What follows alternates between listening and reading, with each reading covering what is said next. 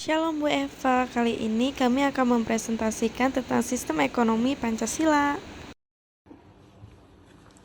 Jadi kita akan bahas pertama ada pengertiannya, yang kedua adalah sejarah lahirnya ekonomi Pancasila, yang ketiga ada kelebihan dan kekurangannya, yang keempat ada dampak adanya sistem ekonomi Pancasila, dan yang kelima adalah perbandingan ekonomi Pancasila versus ekonomi demokrasi, dan yang terakhir ada refleksi.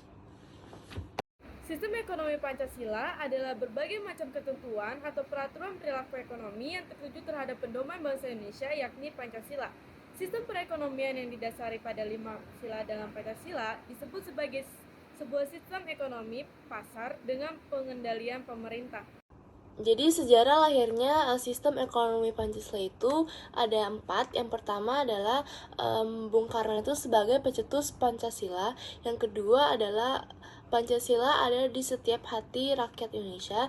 Yang ketiga adalah Pancasila sebagai corak dan karakter bangsa ini. Dan yang terakhir, sistem ekonomi Pancasila itu tidak bisa lepas dari sistem ketatanegaraan bangsa ini. Kelebihan dari sistem ekonomi Pancasila adalah yang pertama, perekonomian dijalani bersama berdasarkan asa kekeluargaan. Yang kedua adalah setiap warga bebas memilih pekerjaan dan berhak atas kehidupan yang layak.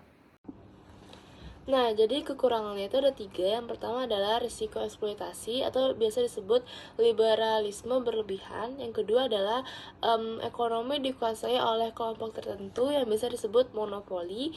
Dan yang terakhir adalah negara terlalu dominan yang biasa disebut etatisme. Nah, kami memilih 4 penerapan sistem ekonomi Pancasila. Yang pertama itu ada keadilan sosial dan penerataan, yaitu mengurangi ketimpangan dan pendapatan. Yang kedua itu adalah partisipasi masyarakat dan ketertiban lokal, yaitu menterlibatkan masyarakat lokal, pelaku usaha mikro atau UMKM, dan masyarakat desa. Yang ketiga adalah keterbukaan terhadap globalisasi dengan batasan, yaitu ikut dalam perdagangan internasional, investasi asing, dan integrasi ekonomi global. Yang keempat adalah fokus pada pertumbuhan yang berkelanjutan dan inklusif, yaitu memperhatikan setiap aspek hidup, sumber daya manusia, dan distribusi manfaat. Sekarang kita masuk ke dampak pemberlakuan sistem ekonomi Pancasila di negara Indonesia.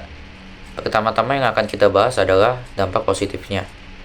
Poin pertama di sini adalah pemberdayaan UMKM dan peningkatan usaha rakyat. Jadi sistem ekonomi Pancasila ini tuh mendorong masyarakat untuk aktif dalam kegiatan ekonomi melalui usaha kecil dan menengah.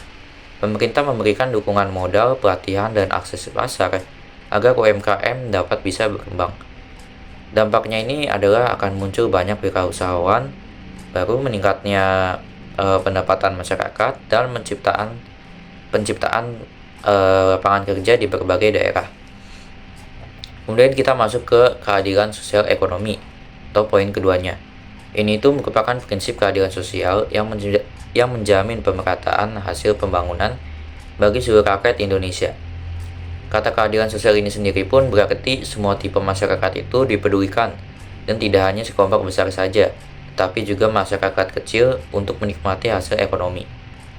Hal ini berguna untuk mengurangi kesenjangan sosial, memperkuat rasa solidaritas, dan kebersamaan dalam masyarakat. Dan yang kemudian yang poin ketiga adalah kedaulatan ekonomi dan rasa nasionalisme. Sistem ekonomi Pancasila ini menekankan bahwa rakyat itu adalah pelaku utama ekonomi, bukan hanya pihak asing atau korporasi besar saja.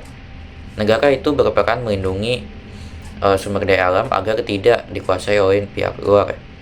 Hal ini berguna untuk dapat menciptakan sebuah kemandirian ekonomi nasional dan berkurangnya ketergantungan pada negara lain. Kemudian nasionalisme ekonomi itu berarti menguatkan rasa cinta terhadap produk dan potensi dalam negeri, mendorong masyarakat untuk mengutamakan produk lokal, dan mendukung industri nasional. Dampaknya itu adalah memperkuat identitas ekonomi bangsa, serta meningkatkan daya saing produk Indonesia di pasar global. Sekarang kita akan masuk ke dalam perbandingan sistem ekonomi Pancasila dengan komando.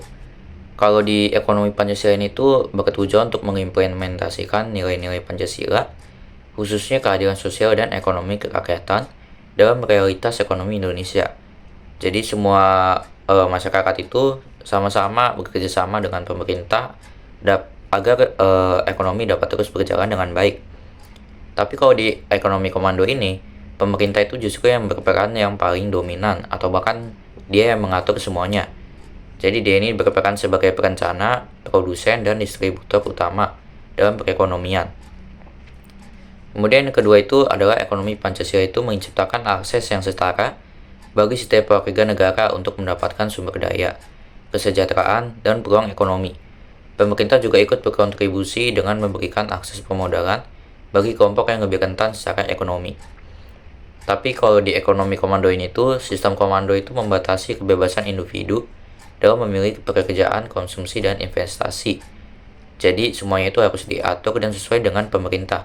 Berbeda dengan ekonomi Pancasila, di mana semuanya itu saling diperhatikan dan sama-sama bekerja sama supaya ekonomi Indonesia ini dapat berjalan dengan baik. Nah, sekarang kita masuk ke dampak negatif sistem ekonomi Pancasila. Yang pertama itu adalah efisiensi sistem yang kurang.